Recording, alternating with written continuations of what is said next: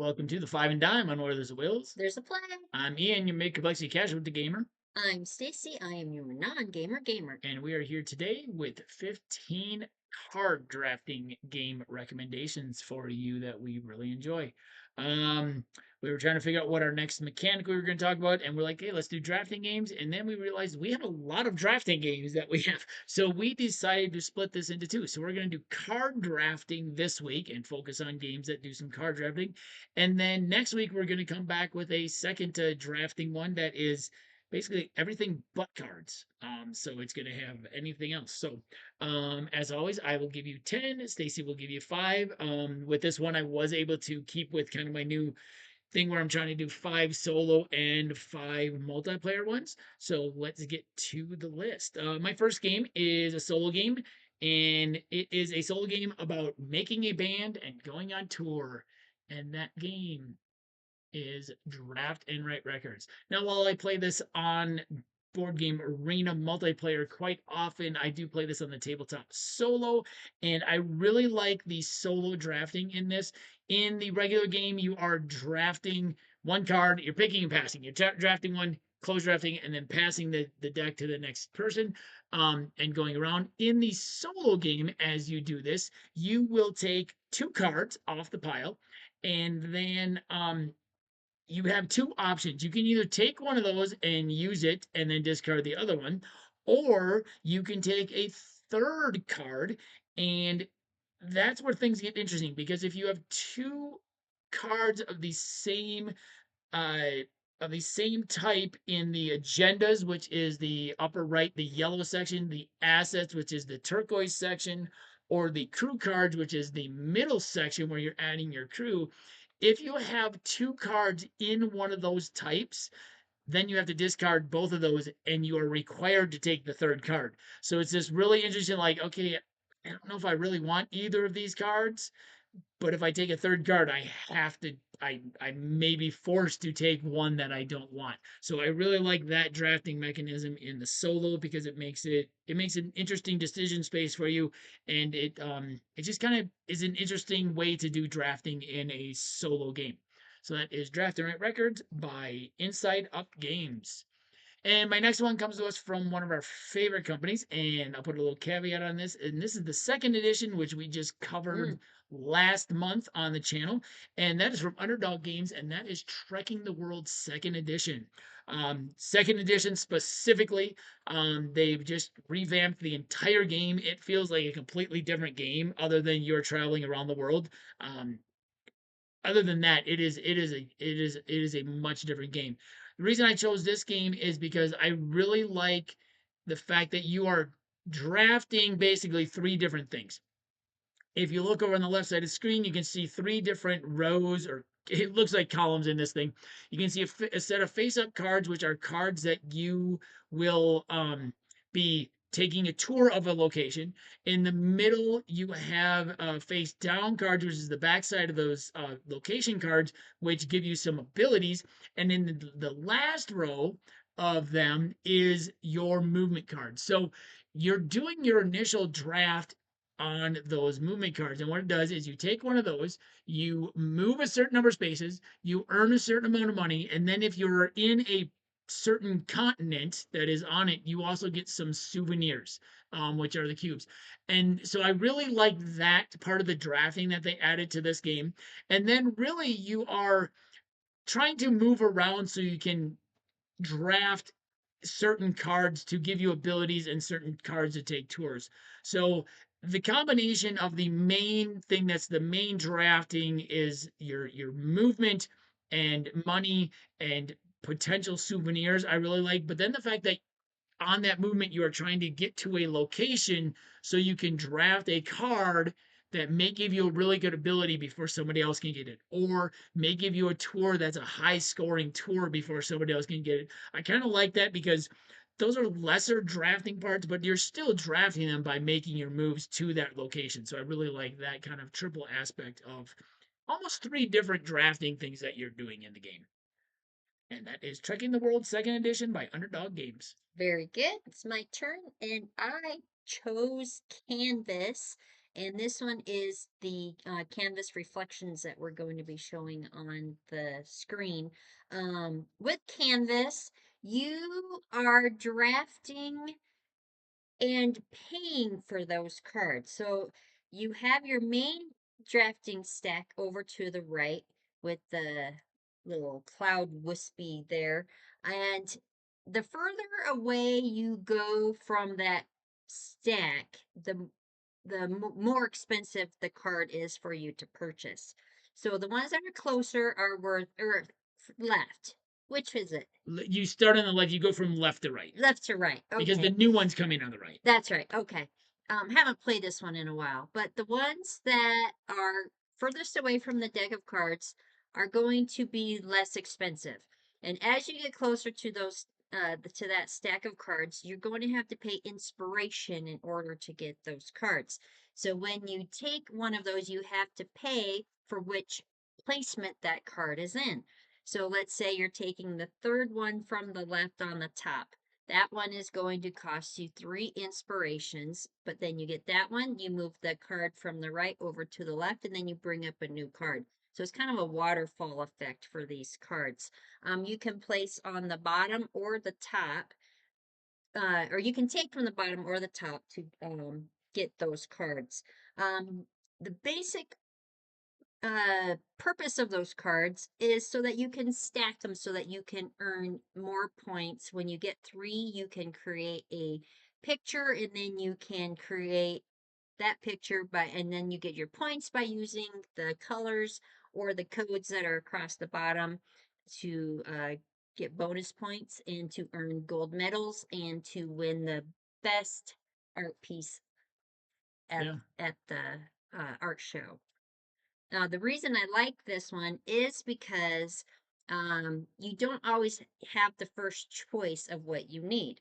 So you have to earn those inspirations by matching other items. And when you choose an inspiration, let's say the first one, and somebody else paid not to use that one, then you earn all of the inspiration points on that one. So you could actually earn like 3, 4 different bonus tokens so that you can purchase higher ones next time.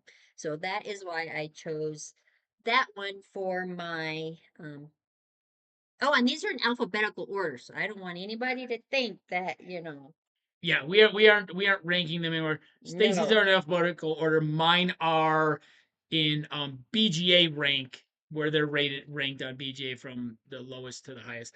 I like that canvas one too. I love the reflections, and even if we play base canvas, we will play with the reflections board because you do have those two different rows. Mhm. I do like the fact that if you are going to take something further down, you have to pay in both rows, even if you're only taking some, even though you're taking some from one row. So I really like that. Yeah, that's a good one, and I love that two double row. It gives you more options too. So I do prefer the original canvas because the reflections, the you get the exact opposite on the back of the card than you do on the front. And that confuses as me. far as the cards go, but that Yeah. double board you can play with just the base Mm-hmm. game. So we will probably always play with the base game. Mm-hmm. Just gives you more options of what you want to make. So Yep. I like that. So it's That's a good one. canvas, and I did not write down Road to Infamy. road to By infamy. Road to Infamy. All right, nice. My next one comes to me from another one of my favorite solo companies, and that is Thunderworks Games. And this was a new one this last year. In fact, my first several were new games in 2024 or early 2025 already. And that is Stone Spine Architects. This is in the role player universe. In Stone Spine Architects, you are making a dungeon to fulfill some different criteria. The drafting in this one is really interesting. So you're drafting cards each round. And the way the drafting works is you take a certain number of cards into your hand. And I'm trying to remember how many cards it was. I can't remember off the top of my head, but you take one card and you place it into the row you're working on. So every round, it's 4 rounds. You're placing a one card each turn into your dungeon. You're going row by row. So round one, you do the topmost, and then you work your way down. What you do is you take the cards into your hand, and then you choose one card to put into your dungeon, and you choose one card to keep for the next round. or for your next turn to see if you can maybe use it later. The interesting thing there is the opponent, Jail or Jael or JL or whatever, Jael, Jail, um, has some cards on the board that have different colors on it. Each round is a different color. And if you have any chamber cards in your hand that match his icon, for that round, he will get that card. So he starts getting cards. So it is this really interesting dynamic of okay, I really want this card because I want to get coins because I want to be able to buy stuff later for almost a second drafting phase, which I'll talk about in a minute. But then, okay, I don't want Jail to get this card because it's points for him. And if I keep this one for the next turn, these ones he won't get, and I can just discard them. So I love that thought process whenever I have something like this where I'm like, okay, what can I do to make sure that I score the most and make sure he is not getting things as possible, as much as possible. So then the second part of this comes in is at the end of your turn, when you have a full row at the end of the round, when you have a full row in your dungeon, you then get certain number of coins and you get to take um in the upper left you can see some little spots where there's tokens that are put on and you get to pay, but you kind of get to draft which ones you're going to pay for to put into your dungeon to get yourself some extra things, some maybe some secret passages, maybe some extra traps, some extra monsters. And then also when you decide your round is over or you can't buy anything anymore and your round is over, you then have a third drafting phase. And that third drafting phase is one where you are selecting bonus scoring that even in the multiplayer game only you're doing. So it's a little asymmetric scoring. So once again, just like drafting right records, this one has almost three different drafting phases. First, you're drafting the card, which is where the really interesting part in the solo mode of this comes in because, like I said, you're trying to keep cards away from Jail, but you're also trying to get the cards you really want. So sometimes you have to give them cards. Then you're drafting by paying different tokens to put into your dungeon. And then when you decide you're drafting a scoring card that you want that you are going to score. So I really love those different thought processes and those different parts of the drafting process and the round by round gameplay. So that is Stone Spine Architects by Thunderworks Games. My next one is another new one to us in 2024, and this one comes to us from AEG, and this is all about taking a trip to Japan. So let's go to Japan, maybe one day.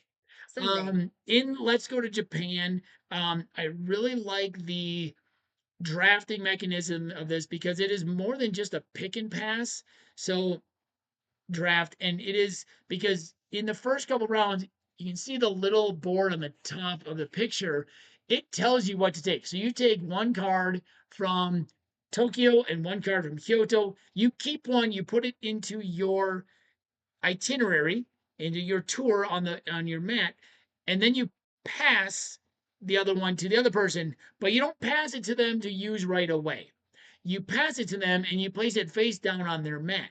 And I really like this aspect of it because you're not just in a lot of pick and passes, you pick, pass, they take one, and you keep on going around. This time you're not. You are doing 4 rounds where you are picking cards and you're passing it to them, and they have no idea until that fifth round. And then they take those 4 cards into their hand and they have to choose 2 of those at once. And then they take the other and they send the other 2 to you. So I really like this idea of this this drafting, this blind drafting, but then you're giving people something else, but it's not an immediate use of that card, and you're doing that same motion numerous times. And then you'll do the 4, and then sometimes you'll take 2 more off the deck along with 2 that you already have. So I really like this drafting mechanism where it is kind of a delayed pick and pass until you have a certain number on your pile. There's like, okay, now you're taking these ones and you're taking from that. So you're trying to figure out what you want to keep based on tokens and based on scoring opportunities for you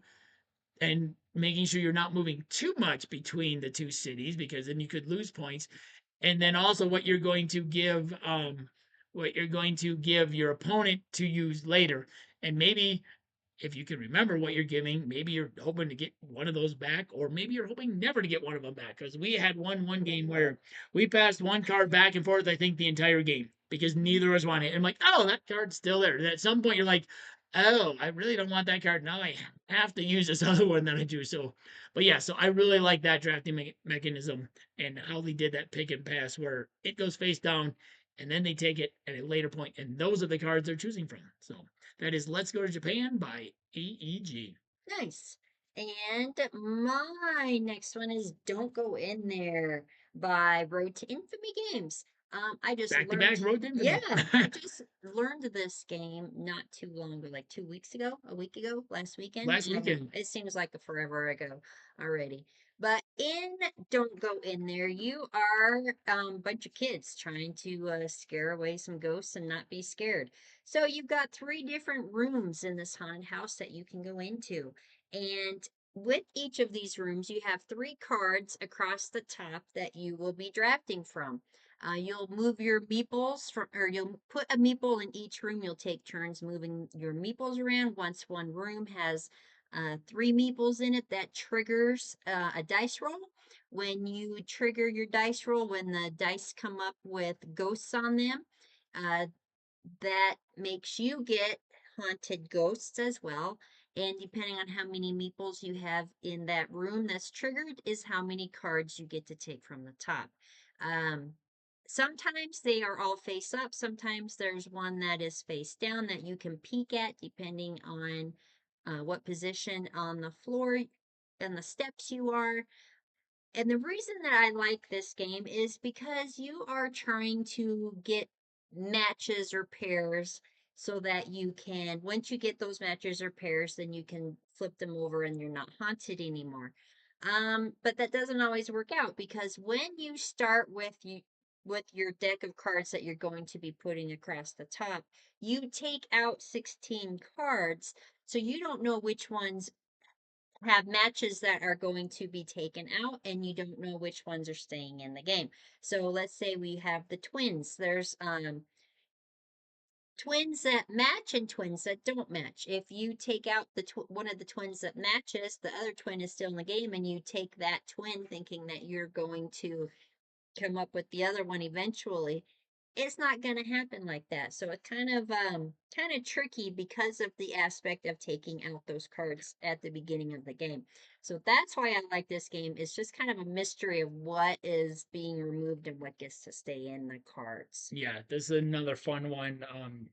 By Road to Infamy. They always have some little. All their games have some sort of unique Hmm. aspect to the game, and I really like that idea of you're depending on how many players you have a certain number of decks of cursed cards. You shuffle them together, then you take a certain number out, so you don't know which ones are still in there. So I really because it is really like okay, I like that drafting and how far you go and where you're gonna go. So that's another good one. I I like like that that. game. That's a fun one. That's a fun one. And the dice glow in the dark. Yes, they do. Yes, they do. All right. I actually just taught that the other day on Board Game Arena on one of my Board Game Arena nights after we learned it. So, yeah, that was a good one. Did you win? I did not. I over strategized and I the the card I needed that I was hoping to come out the last card that could have gotten rid of all of a set of cards did not come out and I, you know, I pushed my luck on it as well, and I lost. So I did really bad. So, yes, I was very cursed in that one. All right, my next one comes to me from another one of my favorite solo companies. That is Button Shy Games, and this is Skulls of Sedlick. This one was new to me last year. It is not new. It is not a new game. And specifically with the Monsters expansion for solo gaming. And so in Skulls of Sedlick, you are trying to make um, two different formations. In the normal two-player game, you're trying to make two pyramids, I think it is. In the solo game, you have an extra card, which is shown in the bottom right, which so you're making a pyramid, and then you're making a 9-card pyramid, and then you're making this other whichever um, figure comes up, you're making that 9-card figure as well. The interesting thing about this drafting is in the upper right, you can see there are 4 different piles of cards that are face down. on your turn in the solo game, you turn two of them over and you draft one of them to put into your configuration. You have to put them in legally, so they have to be touching something. You can't just randomly place stuff. They always have to be touching something you've already placed. So I really like this idea of you're flipping two over and you're placing one in, and it's just an interesting idea because, like, oh, yeah, I may not need any of those. So you got to figure out which one. And at some point, you're going to have more than two that are flipped over. So you're choosing from a couple. And it's going directly from that's called the graveyard in the solo game directly into your figures. So you aren't holding them in your hand to for later. You are putting them directly into. Let me guess. Our Poochie needs some He's needing attention. attention. He's needing attention. So you're putting it directly into the figure. So you have to use something that's there. So I really like that idea of having multiple things to choose from and trying to figure out and that whole idea like you have all these face down because you're also kind of drafting which ones you're gonna flip over. Like okay, maybe these two will be good for me. And then you're like, oh no. And then later on you realize, oh, that one would have been good for me. So I like that drafting of you're flipping them over and you're picking from those cards which one you're going to place in your thing. So that is Skulls of Sedlick by Underdog Games. The next one comes to us from a company that I've already talked about. And this is Underdog Games, and this is Trekking Through History. So another Mm. trekking game. Underdog Games seems to like their drafting. So in Underdog Games, in Trekking Through History, you are doing just that. You are traveling through time to different events in history, trying to have the longest trek and has this really cool time mechanism as well. Where the drafting comes in is on the bottom of the main board. There are six different events. Each event has multiple things on it. It has a time that it takes you, and depending on how long it takes you, you're going to move your little stopwatch or your little pocket watch around that time mechanism in the bottom middle of the picture. Then you also are choosing it for the year because the year you want to go from the furthest back, the earliest time to the most current because you want the longest possible trek possible over your 3 different days of travel. You are also looking at the tokens that you're going to get, not only on the card, but there are pre-printed tokens on the board. So this whole idea of having to draft a card and looking at multiple things like how can I travel less so that maybe I can get 2 turns in a row because whoever is furthest back on the time clock um, gets the next turn. So if you can maybe chain a couple things together, that's good for you. And also this whole idea of when you take a card, there's this conveyor belt, so everything moves down the conveyor belt from left to right, and you get a new card that's revealed that doesn't have any extra bonuses. And you're also looking at those, so you're looking at the year, you're looking at the time it takes, and you're looking at okay, which tokens do I need? Because yeah, this card would be really good for me in my track, but I don't need any of those tokens, and they're not going to do me any good because I've got that one filled up, and that one I don't need anymore. So that's not going to help me there. So this whole idea of figuring out which card is like the perfect one for you to take and kind of play like, okay, these things are going to move down. Maybe I can get that card here if someone doesn't take it, or maybe I can chain a couple together. So I really like that whole thought process of just trying to figure out the best card for you each time um, based on those three elements. And so that is Trekking Through History by Underdog Games. Nice. I like that one too. Can't go wrong with trekking through history. No, Is it my? Oh, it's my it is turn. your turn. Excellent. So my We're next still getting used to this, me game. doing two and her doing one thing. So I yeah. almost dozed off. No, I didn't. My next game is Floriferous by Pencil First Games. Floriferous, I can have a really hard time saying that word, but with Floriferous, you are collecting flowers and you are trying to earn points by the different symbols and things like that on your cards. So you are going to have your cards that are across the top that are your cards that you are trying that everybody's trying to fulfill those points that are on that card. And then you have your two card or Depends on how many people you have Yes. in that game, on how many columns you're going to have. But it or Rows. rows, sorry, rows that you're going to have. And this takes place over 3 days. You get 5 turns each. And when Ian and I play, we have 3 rows. You got your 2 main flower rows, and then you've got your, I call them your bonus rows down across the bottom, that you can also choose from. But your meeples are going to start on the left of that. And you put one face up, one face down, one face up, one face down, one face up, to start the game on the top row. The first person that's at the top can either place their card or their meeple on the first row or the second row, or you can take one of the bonus cards across the bottom. So if you are on the top, then you can choose any row that you want. The second player then gets to pick what rows are still available and take that first card. And you're trying to match your cards with either the flower, the color, the symbol that's on them. Some have honeybees, some have bugs that you're trying to match. And you can choose the bonus across the bottom to enhance what cards you have already taken, or you see a lot of that color or flower that is placed up.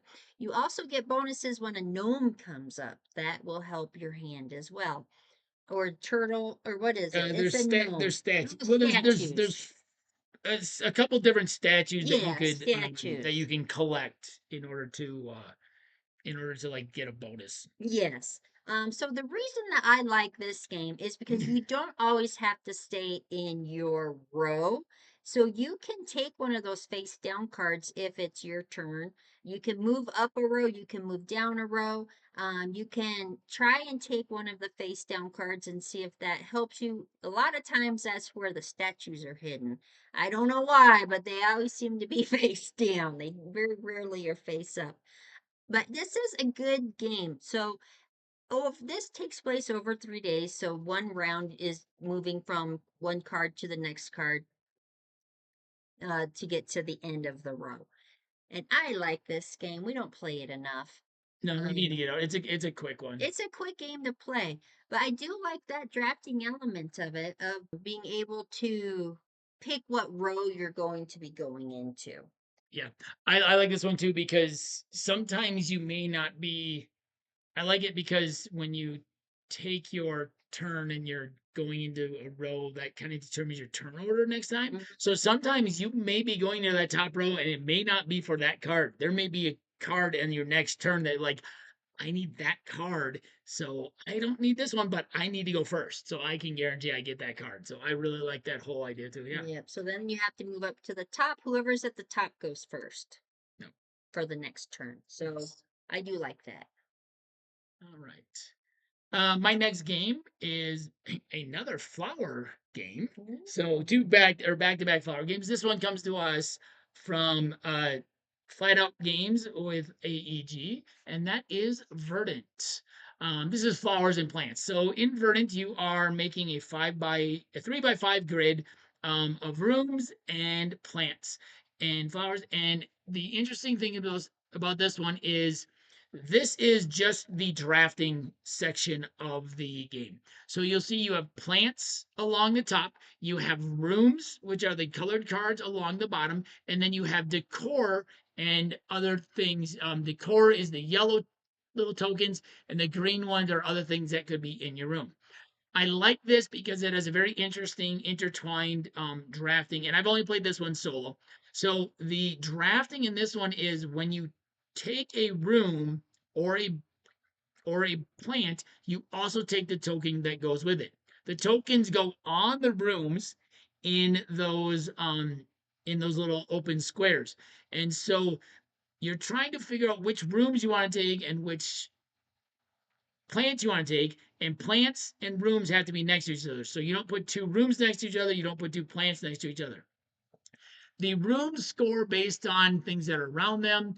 The plants, you want to put them near the rooms of the same color. So you can see in the upper left hand side of the plants, you see different colors. So you want to get those in rooms next to them. But they also all have certain lighting aspects. And on the room cards, there's different lighting things. So it's completely dark, it's half dark, or it's completely light.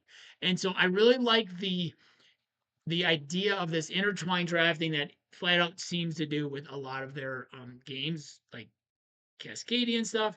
But the fact that you are only picking one of the two cards and then you get the token. So if you take a token and you can't put it in a room, I mean, you can always put the tokens in a room, but you want to try and get a token that is the same color background as the room. So you're trying to match up these colors. You're trying to match up flowers that go with the rooms. So I really like this whole idea of this drafting. And then in the solo game, what happens is the cards that are furthest right, those go away.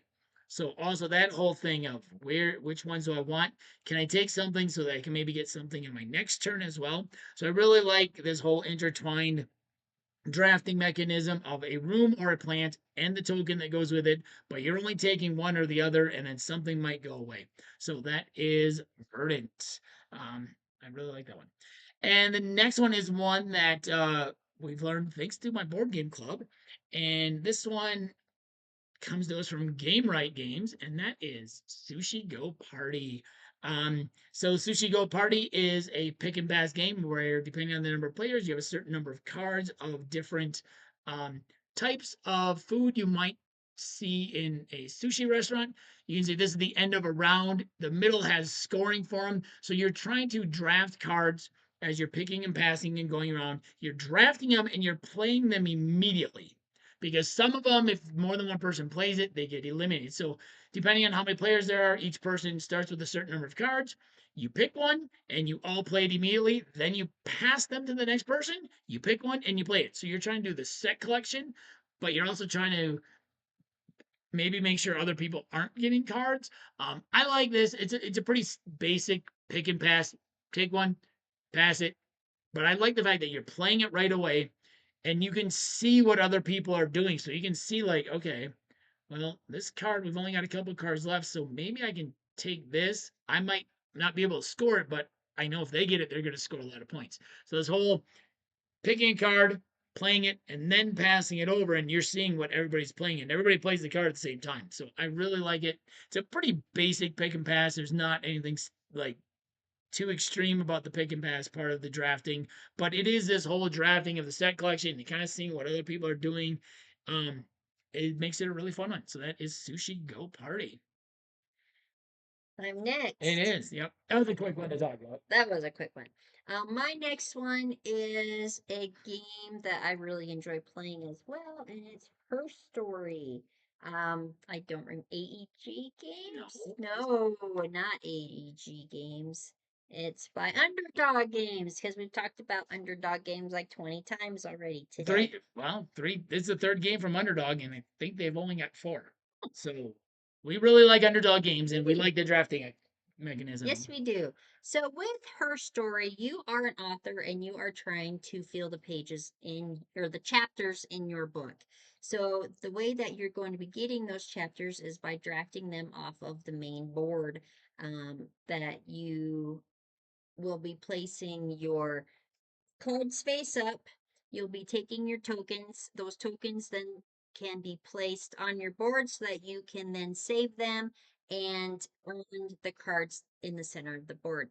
You can either draft them directly to your book if you have the right um, Tokens. tokens to purchase, I call it purchase, that card or earn that card, and that can go directly in your book. But if you don't have the tokens to purchase that card, you can then kind of reserve that card and put it on the side of your board so that you can kind of work towards earning those ones for later. You can draft it into You your yeah, you drafts. can You can draft draft it it into your drafts. into your drafts. Exactly right. And then the cards can have end of play bonuses. They can give you direct bonuses right then and there as you score around the board. But the reason that I did pick this one as one of my favorite drafting card games is just for the reason that you can either reserve it or you can put it directly in your chapter. You start at the bottom of the board and work, or of your personal board, and then you fill it as you go up. The first person to get 8 chapters ends the game. and then you can look at your scoring bonuses at the end. Um, Again, this is an educational game. You do learn about the women in history and how fantastic some of the scientific things that they came up with. And they're not all scientific, some are just really cool historical female artists or astronauts or whatever. But I do enjoy that you are able to reserve those Yeah. for further use. So if you have a 10.1 as opposed to a 1.1, well, you can earn that 10.1 eventually and move over into your chapter book. So that is her story, Yeah, the underdog. I like that reserving, that kind of Mm-hmm. drafting it into your chapter drafts, and you don't have to make those right away. If there's another one that comes up that you can make, I really like. You could put that in your book. Oh, that one works better first because you're looking at the abilities and the powers and stuff.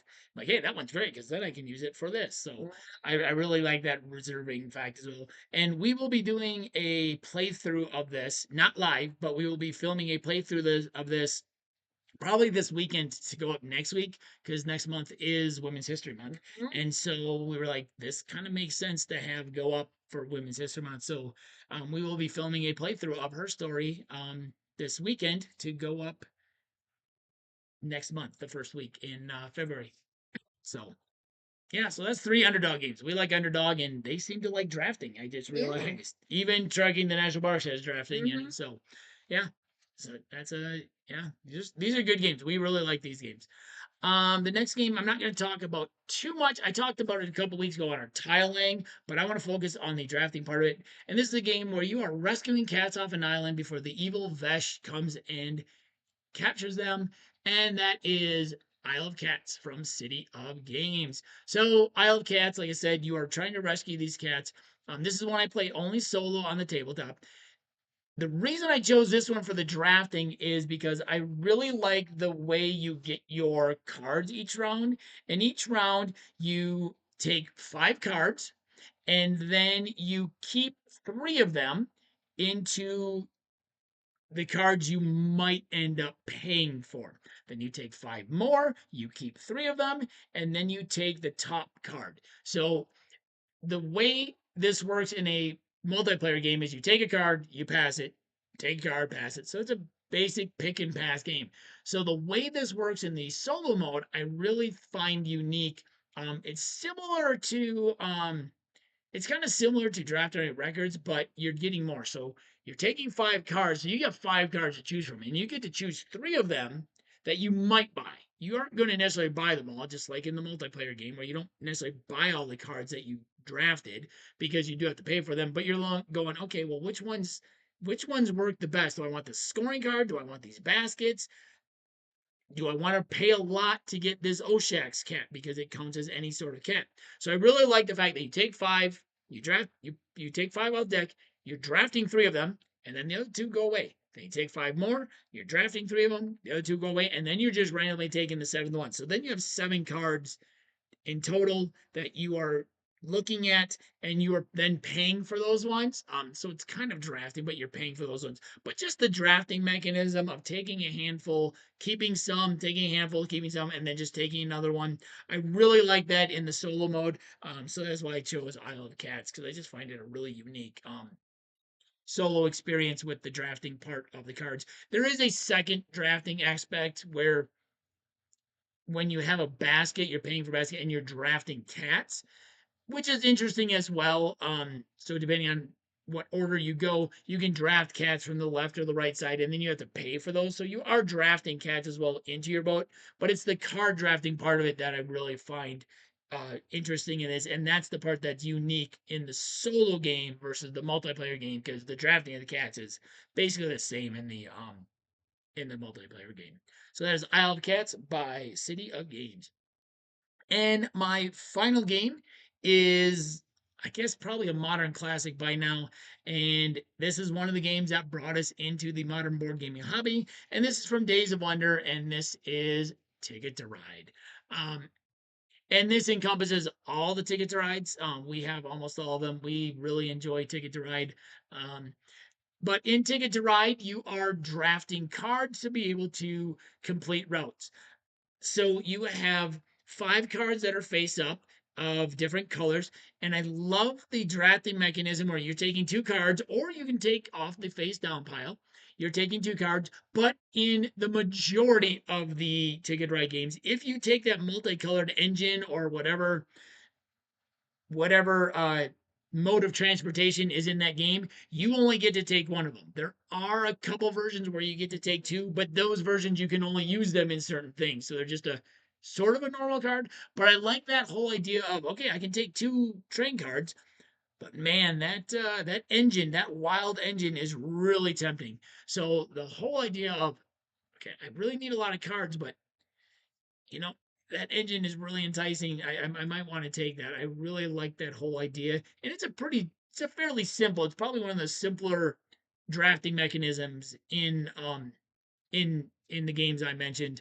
Um, but yeah, that's Ticket to Ride, and I just that whole idea of do I want to take that one engine or do I want to take two of the same or two different colored cards because I really need them as well is kind of a little nice little interesting drafting mechanism for the cards. So that is Ticket to Ride by Days of Wonder. Lots of strategy goes into that Yeah, one. yeah. Oof.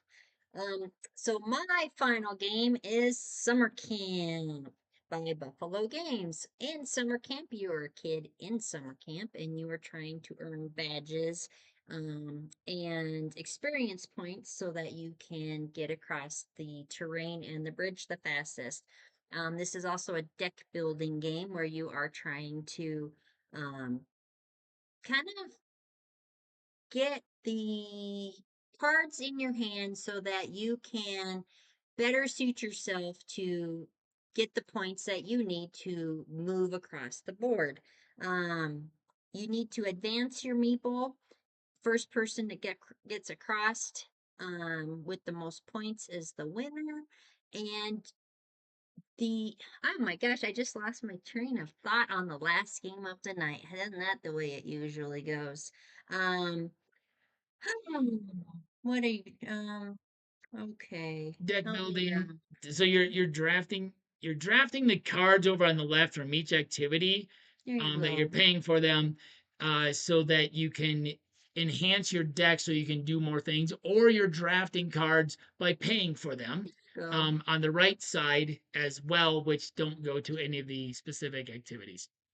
There you go. I like the roasting the marshmallow part.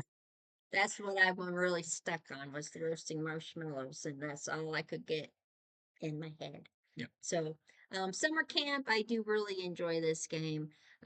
Some of the points do allow you to put more hand or more cards, draft more Ah! Draft more cards into your hand, and then some of them even let you get rid of cards so that if you have some crummy cards, you can actually get rid of a card or two to lessen your cards because you don't want to get a super huge deck of cards in your own hand because then you don't go through them as quickly. You don't get to the good cards as well. So that is one reason that I like this game is because you kind of determine your own size of your hand that you're going to be using. Um, it's fun, it's artistic. Yeah. I was addicted to this game for a while. Yeah. So you had to go to Summer Camp Yeah. Anonymous. Oh, interesting. Yeah, I don't remember that, but okay. it Yeah. happened.